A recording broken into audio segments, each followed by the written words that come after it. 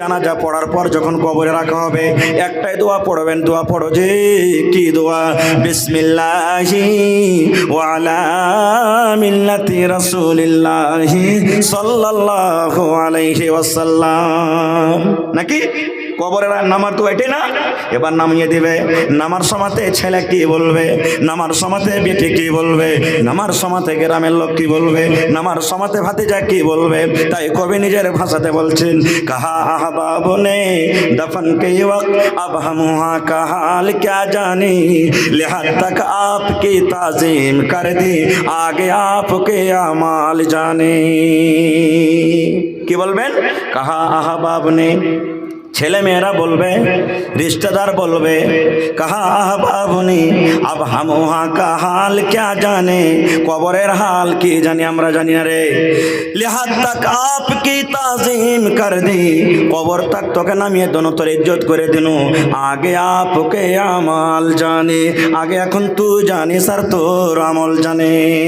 মুসলমান রে, শুধু তা নয় রে ভাই, আল্লাহর নবী বলেছেন যখন 3 খাবল করে মাটি দিই আপনি বাড়ির দিকে রওনা হয়ে যাবেন, আপনার বাড়ির দিকে যখন যাওয়ার সময় হয়ে যাবে আল্লাহর রাসূল বলেছেন সঙ্গে সঙ্গে আল্লাহর 2টা ফেরেশতা কবরের মধ্যে চলে আসবে রে ভাই।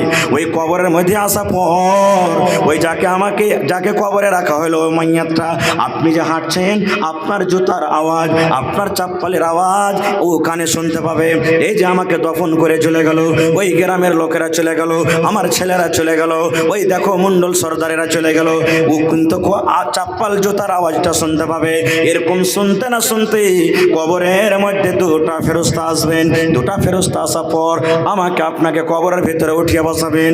কবরে উঠিয়ে বসার পর ওরে আল্লাহ 3খানা কবরের মধ্যে সওয়াল করা হবে। কয়টা সওয়াল? আচ্ছা, আজকে যদি আমি আরবিতে আপনার সাথে কথা কই তা আপনি বলতে পারবেন? বলতে পারবেন না। আরবিতে যদি আমরা কথা বলতে লাগি তো বলতে পারবো না। পারবো কি? কোরআন গালা মুখস্থি করে নিয়েছি আরবিতে 2-4-10টা সূরা, কিন্তু কোরআনের মানে সবে বুঝি না।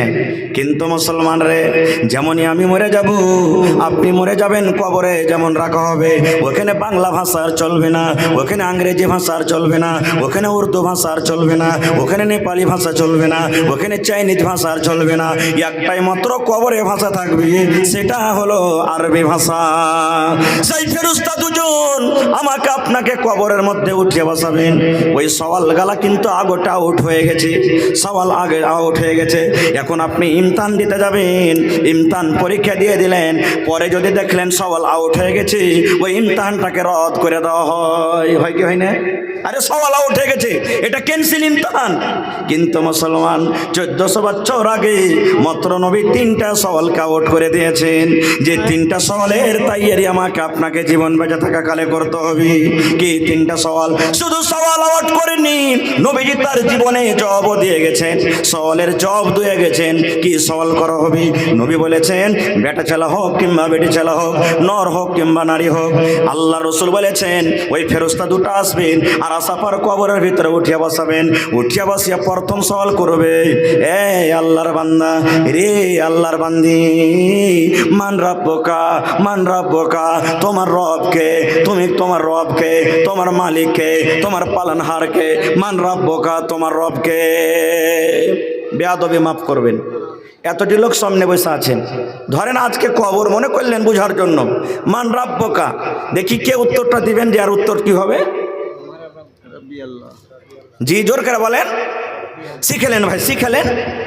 কারণ বেটাকে ইঞ্জিনিয়ার করব, বেটাকে ডাক্তার করব, বেটাকে হাফেজ করব, বেটাকে মৌলানা করব, 500, 1000, 2000 টাকা মাস দিয়ে টিউশন পড়াচ্ছি। কিন্তু মুসলমান রে, জীবনে কোনো দিন কোনো মৌলানার কাছে কবরের তাইয়ারির জন্য আমরা টিউশন করি না। আজকে টিউশন আপনাদের। রাসূল বলেছেন যখন প্রথমে সওয়াল করা হবে মান রাব্বুকা, তোমার রবকে, ইমানদার বান্দা যদি না হয়, নেককার মানুষটা যদি না হয়, যদি জীবনে ভালো আমল না করে থাকবে, থরথর থরথর করে কাঁপতে লাগবে, কথা বুঝতে পারবে না, বলবে কি না কি বলছে, বলবে কি না কি বলছে, তখন বলবে হা হা লা আদরি, হা হা লা আদরি, আমি এটা জানি না রে ফেরেশতা, এটা আমি জানি না, এর মানে বুঝি না, আমার রব কি, আমার আল্লাহকে আমি জানি না, আমি জানি না, আমি জানি না। তিনটার মধ্যে একটা ফেল। 2 নম্বর তাকে বলা হবে মা দিনকা, তোমার দিন কি রে, তুমি কোন দিনে ছিলে, কোন ধর্মে ছিলে, কোন মাযহাবকে তুমি মানছিলে। মা দিনকা, তোমার দিন কি, তোমার ধর্ম কি, তুমি কোন দিনে ছিলে। নবী বলেছেন 2 নম্বর তাকে প্রশ্ন করা হবে, হাক্কা ভাক্কা খেয়ে যাবি। ইমানদার যদি না হয়, জীবনের আমল যদি ঠিক না হয়, তখন আবার তাকে বলবে হা হা লা আদরি, আমি জানি না, আমি বুঝি না, আমি জানি না আমার দিন কি, আমার ধর্ম কি, জানি না। 2 নম্বর ফেল। 3 নম্বর প্রশ্ন করা হবে মা হাদার রাজুল, নবীর একটা ফটো দেখা হবে, কিংবা তাকে বলা হবে মান নাবিয়কা, তোমার নবীর নাম কি, তোমার রসুলের নাম কি, তুমি কোন নবীর উম্মত ছিলে, তুমি কোন নবীকে মাননেওয়ালা ছিলে, তুমি কোন নবীর উম্মত ছিলে, সেই নবীটার নাম বলে দাও। কিংবা মা হাদার রাজুল, এই ফটোটাকে তুমি চিনতে পারো, এই ছবিটাকে তুমি চিনতে পারো, এই লোকটাকে। দয়ার রসুল বলেছেন উম্মত রে, যদি লোকটা নেককার না হয়, গুনাহগার হয়, পাপী বান্দা হয়, 3 নম্বরে উত্তরে বলবি হা হা লা আদরি, আমি জানি না, আমি বুঝি না, এটাও আমি জানি না আমার নবীর নাম কি, আমি কোন নবীর উম্মত, আমি এটাও জানি না। ওরে আল্লাহ, এবার শোনেন ভাই, রসুল বলেছেন 3টা যখন ফেল করে যাবে, আল্লাহ রাব্বুল আলামিন গায়বী আওয়াজ থেকে বলবেন আসমান থেকে, রে আমার ফেরেশতা, হে আমার ফেরেশতারা শোন, এই আমার বান্দা কিংবা বান্দিটা মিথ্যা কথা বলেছে রে, ঝুট কথা বলেছে, আমি জানি না, আমি বুঝি না, আমি জানি না, মিথ্যা কথা বলেছে। এই ফেরেশতারা শোন, এই লোকটাকে আমি জ্ঞান দিয়েছিলাম, বুদ্ধি দিয়েছিলাম, দুনিয়াতে সব কিছু করে খেতে পেরেছি, দুনিয়াতে ডাক্তারি করে খেতে পেরেছি, দুনিয়াতে মাস্টারি করে খেতে পেরেছি, দুনিয়াতে কত কাজ করে খেতে পেরেছে রে, কিন্তু আমাকে চিনতে পারেনি, মিথ্যা কথা বলছে, ঝুট কথা বলছে, ঝুট কথা বলছে, আমাকে চেনার চেষ্টা করেনি, জানার চেষ্টা করেনি। এই জন্য ফেরেশতা রে, কবরকে তোমরা ছোট করে দাও, কবরকে ছোট করে দাও, কবরকে তোমরা ছোট করে দাও। এবার কবরটাকে ছোট করে দেওয়া হবে। আজকে আমরা 2.5 হাত 3 হাত চওড়া করি, আর লম্বাতে কত করি। রসুল বলেছেন কবরকে বলা হবে, এরে কবর তুই এই লোকটাকে এমন করে ধরে চাপ, এই লোকটাকে এমন করে ধরে চাপ, এই লোকটাকে এমন করে ধরে চাপ। রসুল বলেছেন ওরে সুবহানাল্লাহ, এদিকে আর পাশলি এদিকে চলে আসবে, এদিকে আর পাশলি এদিকে চলে আসবে, আর লোকটা কথা হাওমাও হাওমাও হাওমাও করে চিৎকার করবে। শুধু তা নয়, তা নয়, আল্লাহ রাব্বুল আলামিন বলবেন ফেরেশতারে তার জন্য বিছানাটা বিছিয়ে দাও। কেমন বিছানা বিছাও? ফুলের বিছানা নয় রে, তোষকের বিছানা নয় রে, আগুনের বিছানাটা দিয়ে দাও, তার কবরের ভিতরে আগুনের বিছানাটা দিয়ে দাও। এবং আল্লাহ রাব্বুল আলামিন আরো বলবেন জাহান্নামের দুয়ার তার কবরের দিকে মুখ করে খুলে দাও, কবরের দিকে মুখ করে জাহান্নামের দুয়ারটা খুলে দাও। কতদিন কবরে জ্বলবে, কতদিন থাকবে? ইলা ইয়াউমিল কিয়ামাহ, কিয়ামত পর্যন্ত তার কবরে আযাব হতে থাকবে। নারে তাকবীর। এবারে গুনাহগারের হয়ে গেল এটা কাজ। এবার যদি নেককার হয়, ইমানদার যদি হয়, তাকেও কিন্তু এই প্রশ্ন করা হবে মান রাব্বুকা, তোমার রব কে রে, তোমার রব কে, তোমার পালনকর্তা কে। এবার রাসূল বলেছেন যদি লোকটা ইমানদার হয়, আল্লাহওয়ালা কিংবা আল্লাহওয়ালি হয়, সেই তখন উত্তরে বলবেন রব্বি আল্লাহ, রব্বি আল্লাহ, রব্বি আল্লাহ, আমার রব হলো আল্লাহ, আমার রব হলো আল্লাহ, আমার পালনকর্তা হলো আল্লাহ। একটা হয়ে গেল জবাব। কত সোজা কথা যে ভাই। 2 নম্বরে বলবেন মা দিনকা, তোমার দিন কি, তোমার ধর্ম কি। নেককার যদি হয় তো লোকটা বলবেন দিন ইসলাম, আমার দিন হলো ইসলাম, আমার ধর্ম হলো ইসলাম। 2টা হয়ে গেল। 3 নম্বরে তাকে বলবেন মান নাবিয়কা, তোমার নবীর নাম কি, কোন নবীর তুমি উম্মত ছিলে। যদি নেককার দিনদার হয়, নবী বলবেন, সেই লোকটা বলবে যে রাসূলি মুহাম্মদ সাল্লাল্লাহু আলাইহি ওয়াসাল্লাম। এখন যে বললাম নবীর নামাজ তখন কি পড়তে হবে? কই পড়লেন আপনারা? মুখ খুলে বলেন রাসূলি মুহাম্মদ সাল্লাল্লাহু আলাইহি ওয়াসাল্লাম, আমার নবীর নাম হলো মুহাম্মদ সাল্লাল্লাহু আলাইহি ওয়াসাল্লাম, আমি মুহাম্মদ সাল্লাল্লাহু আলাইহি ওয়াসাল্লামের হলাম উম্মত। 3টে জবাব যখন হয়েছে তখন ফেরেশতারা বলবেন এই নবীকে দেখেছো? বলছেন না। 2 চোখে দেখেছো নবীকে? বলছেন না। তো বলে তুমি কেমন করে জানো যে এটা নবীর নাম? তখন বলবেন ফেরেশতা রে, আমি মৌলবীর মুখে শুনেছি রে ফেরেশতা, আমি কিতাবের ভিতরে পড়েছি, আমি জালসা শুনেছি, মসজিদে খুতবাতে আমি শুনেছি, আমার নবীতে আমাদের নবীর নাম হলেন মুহাম্মদ সাল্লাল্লাহু আলাইহি ওয়াসাল্লাম। যখন এই জবাবটা হয়ে যাবে, আল্লাহ রাব্বুল আলামিন আকাশটাকে বলবেন ফেরেশতা রে, আমার এই বান্দা বান্দিকে আর প্রশ্ন করিস না রে ফেরেশতা, আর তাকে প্রশ্ন করিস না, আমি রাজি হয়ে গেলাম, আমি খুশি হয়ে গেলাম, আমি আল্লাহ রাজি হয়ে গেলাম। ফেরেশতা রে, আমার বান্দার জন্য একটা কাজ করে দাও। কেমন কাজ করে দাও? কবরটাকে বড় করে দাও, কবরটাকে কোষাদা করে দাও। কত বড় বড় করা হবে? দয়ার রাসূল বলেছেন, এদিকে যার তার নজর যত দূর যাবে, সামনে তার চোখের নজর যত দূর যাবে, এদিকে সামনে যার চোখের নজর যত দূর যাবে, অত বড় কবরটাকে তুমি কোষাদা করে দাও। শুধু তা নয় রে ফেরেশতা, তার বিছানা বিছিয়ে দাও। কেমন বিছানা বিছাও? জান্নাতের বিছানা বিছিয়ে দাও, জান্নাতের বিছানা কবরে বিছিয়ে দাও। এবং ফেরেশতা রে, জান্নাতের দুয়ার, জান্নাতের গেট খুলে দাও, যেন জান্নাতের ভালো ভালো হাওয়া তার কবরের ভিতরে আছে। শুধু তা নয় রে ফেরেশতা, তারাকে বলে দাও, নাওমুন কানাওমাতিল উরুস, নাওমুন কানাওমাতিল উরুস, শুতে যাও, শুতে থাকো কবরের ভিতরে, শুতে থাকো কবরের ভিতরে। কেমন করে শুতে থাকো? একটা বিয়ে যখন ছেলেরা করে, নতুন বউ নিয়ে যেদিন বাসর ঘরে চলে যায়, নতুন বউ নিয়ে যেদিন বাসের ঘরে চলে যায়, সেই দিন মা জাগাতে যাবে না, সেই দিন কোনো ভাইয়েরা জাগাতে যাবে না, সেই দিন কোনো গ্রামের লোকেরা জাগাতে যাবে না।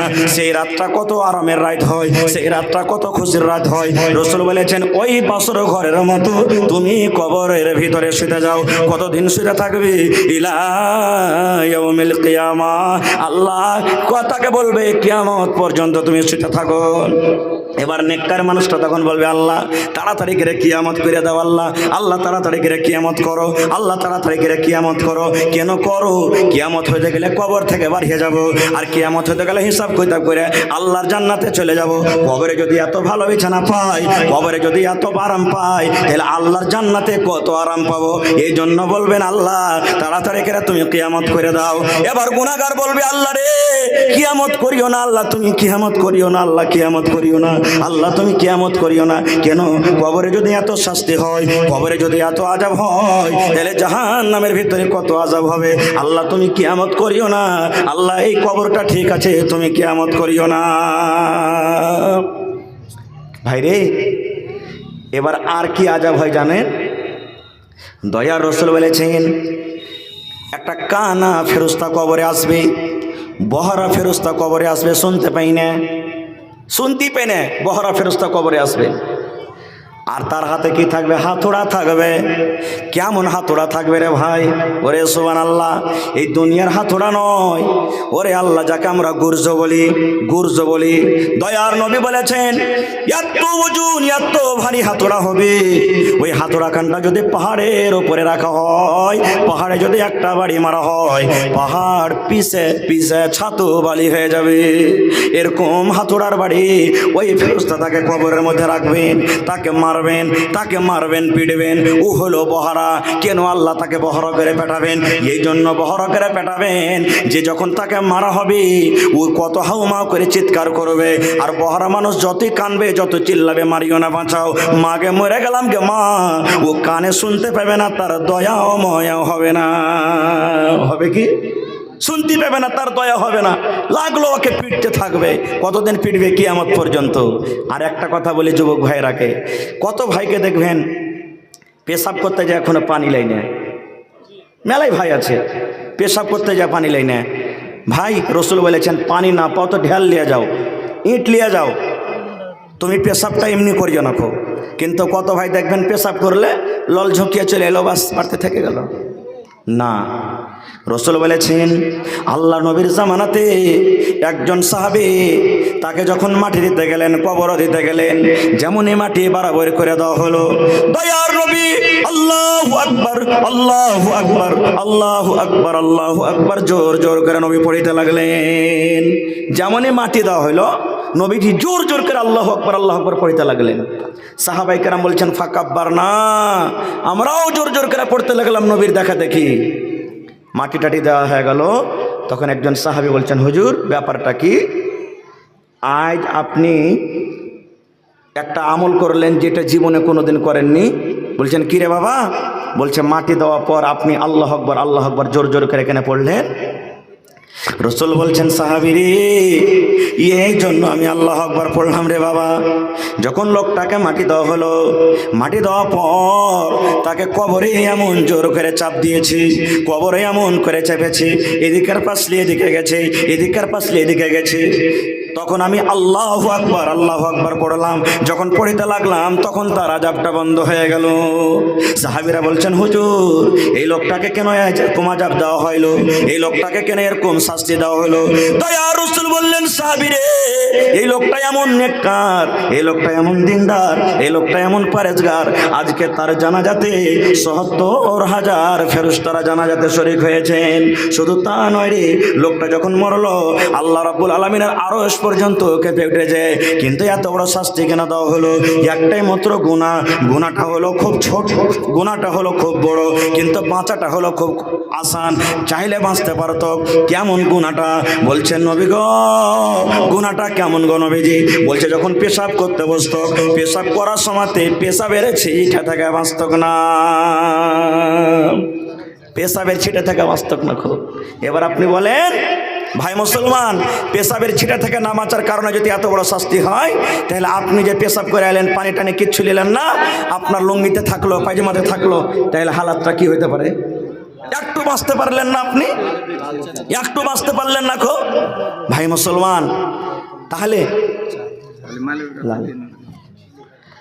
মিঠা কম করে, আচ্ছা আর 2 মিনিট। তো ভাইরা আমার, এই যে আমাদের আমলটাকে ঠিক করতে হবে ভাই, আমল ঠিক না করলে কিচ্ছু নাই ভাই। আজকে আমি আপনি বসে আছি, মরে যাব, কেউ শুতে যাবে ভাই? কেউ শুতে যাবে না, কেউ যাবে না শুতে, কোনো ছেলে পিলে কেউ যাবে না। আমি আপনি মরে যাব, যত